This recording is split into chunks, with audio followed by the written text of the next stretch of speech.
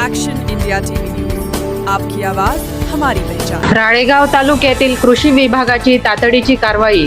शेतकऱ्यांच्या पिकांची प्रत्यक्ष शेतात जाऊन पाहणी। दिनांक 5 ऑगस्ट रोजी राळेगाव तालुक्यातील एकबुर्जी येथील शेतकरी खुशाल आंबटकर यांनी त्यांच्या शेतातील पिकांवर कीटकनाशकाची फवारणी केली असता पीक जळाले असल्याची शेतकऱ्यांच्या पिकासंदर्भात प्राप्त झालेल्या तक्रारीची कृषी विभागाने तातडीने दखल घेतली।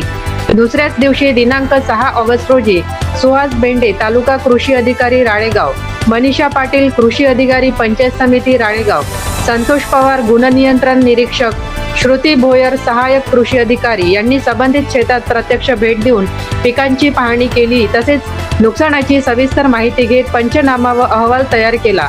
शेतकऱ्यांच्या समस्यांबाबत संवेदनशील भूमिका घेत कृषी विभागाने वस्तुस्थितीची पडताळणी केली असून शासनाच्या नियमानुसार पुढील आवश्यक कार्यवाही करण्यात येणार असल्याची माहिती अधिकाऱ्यांनी दिली।